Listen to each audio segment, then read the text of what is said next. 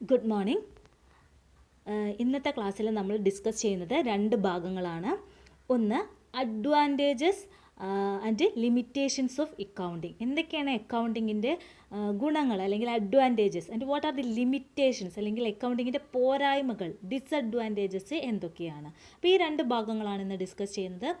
First, what are the advantages of accounting. എന്തൊക്കെയാണ് നമുക്ക് അക്കൗണ്ടിങ്ങിന് എടുത്ത് പറയാവുന്ന ഗുണങ്ങൾ എന്തൊക്കെയാണ്? First one is that this system of recording transaction is more scientific and useful to achieve the objectives of accounting. നമ്മൾ ഈ അക്കൗണ്ടിങ്ങിൽ ഉപയോഗിക്കുന്നത് വളരെയധികം സയൻറ്റിഫിക് ആയ മെത്തേഡ്സാണ്. അതിൻ്റെ പേരാണ് ഡബിൾ എൻട്രി ബുക്ക് കീപ്പിംഗ്. നമ്മളിനി പഠിക്കാൻ പോകുന്നേ ഉള്ളൂ. ഡബിൾ എൻട്രി ബുക്ക് കീപ്പിംഗ് എന്ന് പറയുന്ന സിസ്റ്റം ഉപയോഗിച്ചാണ് നമ്മൾ അക്കൗണ്ടിങ്ങിൽ റെക്കോർഡ് ചെയ്യുന്നത്. അപ്പോൾ അതുകൊണ്ട് തന്നെ ഒരുപാട് മിസ്റ്റേക്സ് വരുന്നതൊക്കെ നമുക്കിതിൽ കറക്റ്റ് ചെയ്ത് പോകാൻ പറ്റും, ഡബിൾ എൻട്രി ആയതുകൊണ്ട് തന്നെ. അപ്പോൾ ഇത് വളരെയധികം സയൻറ്റിഫിക്കാണ്, വളരെ ശാസ്ത്രീയമാണ്. അതുകൊണ്ട് ട്രാൻസാക്ഷൻസ് റെക്കോർഡ് ചെയ്യുന്നത് വളരെയധികം നല്ല രീതിയിൽ അല്ലെങ്കിൽ വളരെ സയൻറ്റിഫിക്കായ ശാസ്ത്രീയമായ രീതിയിലാണ് ഈ സിസ്റ്റം ഫോളോ ചെയ്യുന്നത്. So this system of recording transaction is more scientific. അതുകൊണ്ട് നമ്മൾ അക്കൗണ്ടിങ്ങിൻ്റെ ഒബ്ജക്റ്റീവ്സ് ആയിട്ടുള്ള നല്ല രീതിയിൽ അക്കൗണ്ട്സ് റെക്കോർഡ് ചെയ്യുക, കീപ്പ് ചെയ്യുക തുടങ്ങിയ കാര്യങ്ങളെല്ലാം ചെയ്യാൻ സാധിക്കുന്നു. So first advantages is that the system is very much scientific ആയൊരു മെത്തേഡാണ് അല്ലെങ്കിൽ സിസ്റ്റമാണ് accounting. A complete record of all transactions. അതുപോലെ തന്നെ നമുക്ക് അക്കൗണ്ടിങ്ങിൽ എല്ലാ ട്രാൻസാക്ഷനും എന്തൊക്കെ ആ ഒരു സ്ഥാപനത്തിൽ നടന്ന മോണിറ്ററി ട്രാൻസാക്ഷൻസ് അത് കംപ്ലീറ്റ് റെക്കോർഡ് ചെയ്യുന്നുണ്ട് അക്കൗണ്ടിങ്ങിൽ.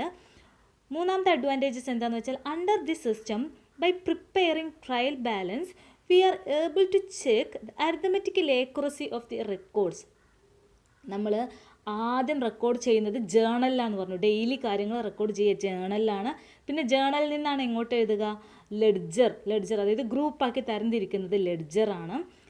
എന്നിട്ട് നമ്മൾ എന്തെങ്കിലും മിസ്റ്റേക്ക് പറ്റിയോ, ചിലപ്പോൾ എന്തെങ്കിലും ട്രാൻസാക്ഷൻ വിട്ടുപോയോ, അതിൻ്റെ അരിത്തമെറ്റിക്കൽ ആക്യുറസി, എനി മിസ്റ്റേക്ക് എന്തെങ്കിലും നമ്മൾ ചിലപ്പോൾ ഒരു ഭാഗത്ത് എഴുതി ഒന്ന് എഴുതാൻ വിട്ടുപോകാം. അതൊക്കെ ചെക്ക് ചെയ്യാൻ നമുക്ക് ഈ സിസ്റ്റത്തിൽ എന്തുണ്ട്? ട്രയൽ ബാലൻസ് എന്ന് പറയുന്ന ഒരു സ്റ്റേറ്റ്മെൻ്റ് ഉണ്ട്. അപ്പോൾ അതുകൊണ്ട് നമുക്ക് we can check the arithmetical accuracy of റെക്കോർഡ്സിൻ്റെ മാത്തമാറ്റിക്കലി ഇതെല്ലാം കറക്റ്റാണോ എന്ന് ചെക്ക് ചെയ്യാനും ഈ സിസ്റ്റത്തിൽ സാധിക്കുന്നുണ്ട്. അതുപോലെ under this system by preparing profit and loss account we get to know about the profit earned or loss incurred. അതുപോലെ പ്രോഫിറ്റ് ആൻഡ് ലോസ് അക്കൗണ്ട് എന്ന് പറയുന്ന അക്കൗണ്ട് തയ്യാറാക്കുന്നതിലൂടെ ആ ബിസിനസ്സിനെ കുറിച്ചുള്ള അതിൻ്റെ പ്രോഫിറ്റ് എത്രയാണ്, അതിന് ലോസ് സംഭവിച്ചോ, നഷ്ടം സംഭവിച്ചോ തുടങ്ങിയ കാര്യങ്ങൾ മനസ്സിലാക്കാൻ സാധിക്കുന്നു. So the system help to know the profit and loss by preparing profit and loss account. അപ്പോൾ 4 അഡ്വാൻറ്റേജസ് ആണ് ആദ്യം പറഞ്ഞത്. അപ്പോൾ ഒന്നാമത്തത്, ഇതൊരു വളരെയധികം സയൻറ്റിഫിക് ആയിട്ടുള്ളൊരു സിസ്റ്റം ഓഫ് റെക്കോർഡിംഗ് ആണ്. അതുകൊണ്ട് തന്നെ ഇതിൽ കംപ്ലീറ്റ് റെക്കോർഡ് ഓഫ് ട്രാൻസാക്ഷൻ ഉണ്ട്. അതുപോലെ ഇതിൻ്റെ എന്തെങ്കിലും മിസ്റ്റേക്ക് പറ്റിയോ, എവിടെയെങ്കിലും സംഖ്യകൾ മാറിയോ, ഇതിപ്പോൾ 100 എന്നതിന് പകരം ചിലപ്പോൾ 1000 എന്ന് റെക്കോർഡ് ചെയ്യാം. അപ്പോൾ അതൊക്കെ നമുക്ക് ചെക്ക് ചെയ്യാൻ ട്രയൽ ബാലൻസ് എന്ന് പറയുന്ന സ്റ്റേറ്റ്മെൻറ്റ് തയ്യാറാക്കുന്നതിലൂടെ സാധിക്കുന്നു. അതുപോലെ തന്നെ പ്രോഫിറ്റ് ആൻഡ് ലോസ് അക്കൗണ്ട് തയ്യാറാക്കുന്നതിലൂടെ അത് പ്രോഫിറ്റ് ആണോ ലോസ് ആണോ സ്ഥാപനത്തിന് എന്ന് മനസ്സിലാക്കാൻ സാധിക്കുന്നു. Next, by preparing the balance sheet, the financial position of the business can be ascertained. That is, position of assets and liabilities is depicted. അതായത് നമുക്ക് balance sheet, profit and loss കഴിഞ്ഞ് അടുത്തത് തയ്യാറാക്കുന്നതാണ് ബാലൻസ് ഷീറ്റ്. അത് കഴിഞ്ഞാൽ നമ്മൾ ബിസിനസ്സിൻ്റെ കണക്ക് തയ്യാറാക്കൽ കഴിഞ്ഞു. അപ്പോൾ ഇത്രയുള്ളൊരു ബിസിനസ്സിൻ്റെ കണക്ക് ഇത് തയ്യാറാക്കുന്നതാണ്. ഫസ്റ്റ് ജേണൽ, രണ്ടാമത് ലെഡ്ജർ, മൂന്നാമത് ട്രയൽ ബാലൻസ്, നാലാമത് പ്രോഫിറ്റ് ആൻഡ് ലോസ് അക്കൗണ്ട്, അഞ്ചാമത് ബാലൻസ് ഷീറ്റ്. ഇത്രയാണ് ഒരു ബിസിനസ്സിൻ്റെ കണക്ക് തയ്യാറാക്കുക എന്ന് പറഞ്ഞാൽ. അതാണ് നമ്മൾ ഈ പഠിക്കാൻ പോകുന്നത്. അപ്പോൾ ലാസ്റ്റ് ആയിട്ടുള്ള ഈ ബാലൻസ് ഷീറ്റ് തയ്യാറാക്കുന്നതിലൂടെ എന്ത് കണ്ടെത്താൻ സാധിക്കും? ഫൈനാൻഷ്യൽ പൊസിഷൻ, ആ ബിസിനസ്സിൻ്റെ സാമ്പത്തിക സ്ഥിതി മനസ്സിലാക്കാൻ സാധിക്കും, അസർട്ടൈൻ ചെയ്യാൻ സാധിക്കും. അതായത് ആ ബിസിനസ്സിൻ്റെ പേരിൽ എത്ര അസറ്റ്സ് ഉണ്ട്, അസറ്റ്സ് എന്ന് പറഞ്ഞാൽ എത്ര ആസ്തിയുണ്ട്, അതുപോലെ ലാബിലിറ്റീസ് എത്ര ബാധ്യതയുണ്ട്, ബാങ്കിൽ നിന്ന് ലോൺ എടുത്തിട്ടുണ്ടോ, ആരുടെ കയ്യിൽ നിന്നും കടം വാങ്ങിച്ചിട്ടുണ്ടോ, അതുപോലെ ആ ബിസിനസ്സിൻ്റെ പേരിൽ എത്ര സ്ഥലമുണ്ട്, ബാങ്കിൽ എത്ര ക്യാഷ് ഉണ്ട് തുടങ്ങി അതിൻ്റെ സാമ്പത്തിക സ്ഥിതി മനസ്സിലാക്കാൻ സാധിക്കുന്നു. എന്ത് തയ്യാറാക്കുന്നതിലൂടെ? Balance sheet. So by preparing balance sheet we able to know the financial position of that business. And next one is administration and management are able to take decisions by providing prompt and timely information. അപ്പോൾ ഈ ഓരോ വർഷവും നമ്മൾ ഈ സ്റ്റേറ്റ്മെൻറ്റുകളെല്ലാം തയ്യാറാക്കുമ്പോൾ മാനേജ്മെൻറ്റിന് അതിനനുസരിച്ച് തീരുമാനങ്ങൾ എടുക്കാൻ സാധിക്കും. ഇപ്പോൾ ഒരു വർഷം നഷ്ടം സംഭവിച്ചാൽ എന്തുകൊണ്ട് നഷ്ടം സംഭവിച്ചു കഴിഞ്ഞ വർഷം, അപ്പോൾ അതിനനുസരിച്ച് അടുത്ത വർഷം മാറ്റങ്ങൾ കൊണ്ടുവരാൻ സാധിക്കും ഈ സ്റ്റേറ്റ്മെൻറ്റുകൾ നോക്കിയിട്ട് എവിടെയാണ് സംഭവിച്ചത് mistake. So administration and management can take decisions on the basis of the information provided by these profit and loss account, balance sheet etcetera. അപ്പോൾ ഈ സ്റ്റേറ്റ്മെൻറ്റുകളെല്ലാം നോക്കിയിട്ട് വേണ്ട തീരുമാനങ്ങൾ എടുക്കാൻ സാധിക്കുന്നു, പ്രോംപ്റ്റ് ആയിട്ടുള്ള ഡിസിഷൻസ് എടുക്കാൻ സാധിക്കുന്നു. And next one is it facilitates comparative study of the performance of the business over different periods of time and with other firms. അതുപോലെ തന്നെ ഇപ്പോൾ ഒരു സ്ഥാപനം കഴിഞ്ഞ വർഷത്തെ ഫിനാൻഷ്യൽ സ്റ്റേറ്റ്മെൻറ്റ് തയ്യാറാക്കി, ഈ പറഞ്ഞ പോലെ പ്രോഫിറ്റ് ആൻഡ് ലോസ് അക്കൗണ്ടും ബാലൻസ് ഷീറ്റും തയ്യാറാക്കി, അടുത്ത വർഷം തയ്യാറാക്കി. ഇപ്പോൾ 2008, 2009, 2010 എല്ലാ വർഷവും തയ്യാറാക്കുന്നു. ഇപ്പോൾ 2019 തയ്യാറാക്കി, ഇനി 2020 തയ്യാറാക്കുമ്പോൾ കഴിഞ്ഞ വർഷത്തിനേക്കാളും ലാഭം കൂടിയോ, ഇനി 2021 ആകുമ്പോൾ 19ഉം 20നേക്കാളും കൂടിയോ 21, അത് അതിനേക്കാളും നഷ്ടമാണോ സംഭവിച്ചത്, കഴിഞ്ഞ വർഷത്തിനേക്കാളും നഷ്ടത്തിലാണോ ബിസിനസ് പോകുന്നത്, അതോ കഴിഞ്ഞ വർഷത്തേക്കാളും ലാഭത്തിലാണോ പോകുന്നത്. അപ്പോൾ ഡിഫറെൻറ്റ് പീരീഡ്സ് 2 വർഷങ്ങളോ 10 വർഷങ്ങളൊക്കെ തമ്മിൽ കമ്പയർ ചെയ്യാൻ സാധിക്കുന്നു. ഇപ്പോൾ 2000 എന്തായിരുന്നു ബിസിനസ്, 2010 എങ്ങനെയാണ് ബിസിനസ് നിൽക്കുന്നത്, ഈ സ്റ്റേറ്റ്മെൻറ്റ് നോക്കിയാൽ മനസ്സിലാവും, അല്ലെങ്കിൽ ഈ അക്കൗണ്ടുകൾ നോക്കിയാൽ മനസ്സിലാവും. അതുപോലെ വേറെ ഇതുപോലത്തെ മറ്റുള്ള ബിസിനസ്സുകാരുണ്ടായിരിക്കും, നമ്മുടെ അതേ ബിസിനസ് ചെയ്യുന്ന വേറെ ബിസിനസ്സുകാരുണ്ടാവും, അവരുടെ സ്റ്റേറ്റ്മെൻറ്റ് നോക്കി നമ്മുടെ ബിസിനസ്സിനെ കമ്പയർ ചെയ്യാനും പെർഫോമൻസ് കമ്പയർ ചെയ്യാനും സാധിക്കും. അപ്പോൾ ബിസിനസ്സിൻ്റെ പല വർഷങ്ങൾ തമ്മിലും അതുപോലെ മറ്റുള്ള ബിസിനസ്സുമായിട്ട് നമുക്ക് ബിസിനസ്സിൻ്റെ പെർഫോമൻസ് കമ്പാരിറ്റീവ് സ്റ്റഡി താരതമ്യം ചെയ്ത് പഠിക്കാൻ സാധിക്കും.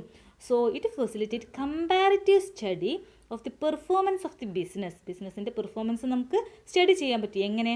Over different periods of time, അതിൻ്റെ തന്നെ പല വർഷങ്ങൾ എടുത്തിട്ട് ചെയ്യാം, അല്ലെങ്കിൽ വിത്ത് അതർ ഫേംസ്.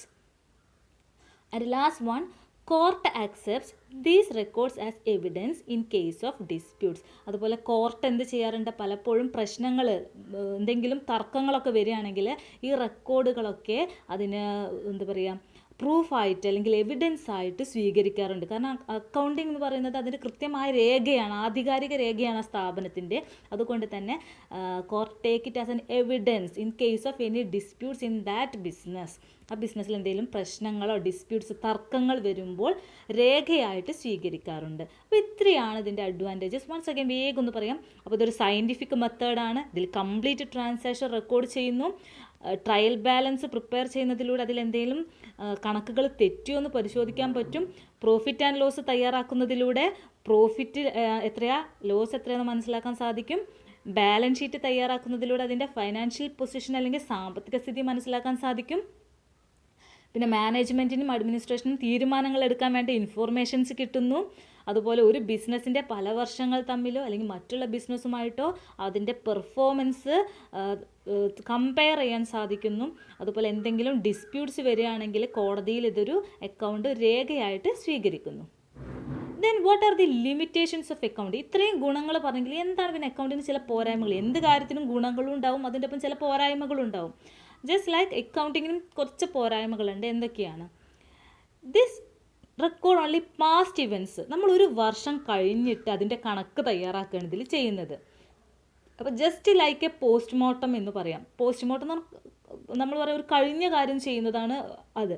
അപ്പോൾ ഇപ്പോൾ ഇതൊരു കഴിഞ്ഞു പോയൊരു പാസ്റ്റ് ഡാറ്റയുടെ ഒരു വിശകലനം മാത്രമാണ്. ഇതിൽ ഫ്യൂച്ചറത്തെ കണക്കോ അല്ലെങ്കിൽ പ്രസൻറ്റത്തെ കണക്കോ അല്ല ചെയ്യുന്നത്. ഒരു വർഷം കംപ്ലീറ്റ് ആയി 2021 എന്ന് പറഞ്ഞാൽ വർഷം കഴിയുമ്പോൾ ആ സാമ്പത്തിക വർഷം 1 ഏപ്രിൽ ടു 31 മാർച്ച്, ആ 31 മാർച്ചിന് തയ്യാറാക്കുന്നു ആ ഒരു വർഷം കഴിഞ്ഞതിന് ശേഷം. അപ്പോൾ just taking only the past events, not to consider the future and present data. അപ്പോൾ കഴിഞ്ഞ ഡാറ്റയുടെ ഒരു വിശകലനമാണ് നമ്മൾ അക്കൗണ്ടിങ്ങിൽ ചെയ്യുന്നത്. Then recording only monetary items. നമ്മൾ ആൾറെഡി പറഞ്ഞു നമ്മൾ അക്കൗണ്ടിങ്ങിൽ മോണിറ്ററി ഐറ്റംസ് മാത്രമാണ് റെക്കോർഡ് ചെയ്യുന്നത്, പണത്തിലൂടെയുള്ള കാര്യങ്ങൾ. ഇപ്പോൾ അവിടുത്തെ എംപ്ലോയീസ് വളരെയധികം എഫിഷ്യൻ്റ് ആണ്, നമുക്ക് എഫിഷ്യൻ്റ് ആണ് എന്നത് ഇതിൽ റെക്കോർഡ് ചെയ്യാൻ പറ്റില്ല. അവിടെ എഫിഷ്യൻസി ദാറ്റ് ഈസ് ക്വാളിറ്റി, പണത്തിലൂടെ പറയാൻ പറ്റില്ല അത് ക്വാളിറ്റി എത്രയാണെന്നുള്ളത്. അപ്പോൾ മോണിറ്ററി ഐറ്റംസ് മാത്രമേ റെക്കോർഡ് ചെയ്യുന്നുള്ളൂ, അതാണ് ഇതിൻ്റെ മറ്റൊരു പോരായ്മ. Then effect of price level changes are not considered. ഇപ്പോൾ എക്സാമ്പിൾ പറയുകയാണെങ്കിൽ ഒരു വർഷം തുടക്കത്തിൽ ഒരു മെഷീൻ വാങ്ങിച്ച് അല്ലെങ്കിൽ ഒരു സ്റ്റോക്ക് വാങ്ങിച്ചാൽ അത് അക്കൗണ്ടിൽ രേഖപ്പെടുത്തുന്നത് ആ സ്റ്റോക്കിൻ്റെ വിലയാണ് 20,000 റുപ്പീസ്. ഒരു വസ്തു വാങ്ങിച്ചു 20,000 കാണിക്കും. പക്ഷേ ആ കൊല്ലം അവസാനിക്കുമ്പോൾ നമ്മൾ അക്കൗണ്ടിങ് തയ്യാറാക്കുമ്പോൾ ചിലപ്പോൾ അതിൻ്റെ മാർക്കറ്റ് വാല്യൂ അതാവണമെന്നില്ല. മാർക്കറ്റിൽ ചിലപ്പോൾ അതിൻ്റെ വില എത്ര ആയിട്ടുണ്ടാവും 40,000 40,000 ആയിട്ടുണ്ടാവും. പക്ഷെ നമ്മൾ കണക്ക് ചെയ്യുമ്പോൾ എന്തെന്നെ എടുക്കുള്ളൂ? ബുക്കിലെ വാല്യൂ 20,000 എടുക്കുള്ളൂ. എന്ത് നോക്കില്ല? മാർക്കറ്റ് വാല്യൂ നോക്കില്ല. അപ്പോൾ ഇതിൽ പ്രൈസ് ലെവൽ ചേഞ്ചസ്, അതായത് പല വസ്തുക്കളുടെയും പ്രൈസ് മാറിക്കൊണ്ടേ ഇരിക്കുന്നുണ്ട്. നമുക്കറിയാം ഇന്നലത്തെ 1 രൂപയാവില്ല ഇന്നത്തെ ഒരു വസ്തുവിൻ്റെ വില, മാറിക്കൊണ്ടേ ഇരിക്കുകയാണ് പ്രൈസ് ലെവൽ. പക്ഷെ നമ്മൾ എന്താണോ ബുക്കിൽ എഴുതിയത്, ആ ബുക്കിൽ എഴുതിയ ബുക്ക് വാല്യൂ മാത്രമാണ് കൺസിഡർ ചെയ്യുന്നത്. We not consider the market value or the price level changes are not considered. അതാണ് ഇതിൻ്റെ മറ്റൊരു limitation. And fourth one is application of different accounting methods. അതായത് നമ്മൾ അക്കൗണ്ടിങ്ങിൽ ഒരുപാട് മെത്തേഡ്സ് ഉണ്ട് പല കാര്യങ്ങളും കമ്പ്യൂട്ട് ചെയ്യാൻ. നമ്മളിനി പഠിച്ചു വരുമ്പോൾ പറഞ്ഞു തരാം കേട്ടോ അതൊക്കെ. ഇപ്പോൾ എക്സാമ്പിൾ പറയുകയാണെങ്കിൽ മെഷീനിന് തേയ്മാനം സംഭവിക്കും അല്ലേ? ഒരു മെഷീൻ ഇപ്പോൾ മേടിച്ചപ്പോൾ 1 കോടി രൂപയുടെ ഒരു മെഷീൻ വാങ്ങിച്ചു ഒരു സ്ഥാപനം. ആ മെഷീന് ഓരോ വർഷവും ഉപയോഗിക്കുന്നതിനനുസരിച്ച് അതിന് തേയ്മാനം സംഭവിക്കും. ചിലപ്പോൾ 10 വർഷം കഴിഞ്ഞാൽ മെഷീൻ എന്ത് ചെയ്യണം? റീപ്ലേസ് ചെയ്യേണ്ടി വരും. അപ്പോൾ അതിന് എവിടുന്ന് കിട്ടും? ഫണ്ട് ഉണ്ടാവില്ല. അപ്പോൾ അതിന് വേണ്ടി ഓരോ വർഷവും എത്രയാണ് അതിന് വില കുറയുന്നത്, അതിനനുസരിച്ചൊരു ഫണ്ട് ക്രിയേറ്റ് ചെയ്യും. അതിനാണ് പറയുക, തേയ്മാനത്തിന് പറയുന്ന പേരാണ് ഡിപ്രീസിയേഷൻ. അപ്പോൾ ഈ ഡിപ്രീസിയേഷൻ എന്ന് പറയുന്ന മെഷീൻ്റെ തേയ്മാനം കമ്പ്യൂട്ട് ചെയ്യാൻ പല മെത്തേഡ്സ് ഉണ്ട്. അപ്പോൾ ചിലപ്പോൾ ഒരു വർഷം ഒരു മെത്തേഡാണ് ഉപയോഗിക്കുന്നതെങ്കിൽ വേറെ വർഷം വേറെ മെത്തേഡ് ഉപയോഗിക്കാം. അല്ലെങ്കിൽ ഒരു സ്ഥാപനം ഉപയോഗിക്കുന്ന മെത്തേഡല്ല വേറൊരു സ്ഥാപനം ഉപയോഗിക്കുന്ന മെത്തേഡ്, പലതും കമ്പ്യൂട്ട് ചെയ്യാൻ. അപ്പോൾ ഈ ഡിഫറെൻറ്റ് മെത്തേഡ് യൂസ് ചെയ്യുമ്പോൾ അതിൻ്റെ കമ്പാരിസൺ കുറച്ച് ഡിഫിക്കൽട്ട് ആവും, നമുക്ക് അത്രത്തോളം കറക്റ്റ് ആവണമെന്നില്ല. അപ്പോൾ ഈ application of different accounting methods, that is also another limitation of accounting. ഒരേ മെത്തേഡാണ് എല്ലാവരും ഫോളോ ചെയ്യുന്നതെങ്കിൽ നമ്മൾ ആ കമ്പാരിസണിൽ വാല്യൂ ഉള്ളൂ. അപ്പോൾ ഇത്രയാണ് ലിമിറ്റേഷൻസ് വരുന്നത്. അപ്പോൾ അക്കൗണ്ടിങ്ങിൻ്റെ പ്രധാനപ്പെട്ട പോരായ്മ എന്ന് പറഞ്ഞാൽ this record only past events or the past data and recording only the monetary items and it not consider the price level changes then and application of different accounting methods while recording items in accounting. അപ്പോൾ ഇത്രയും clear ആയി എന്ന് വിചാരിക്കുന്നു. Okay, thank you.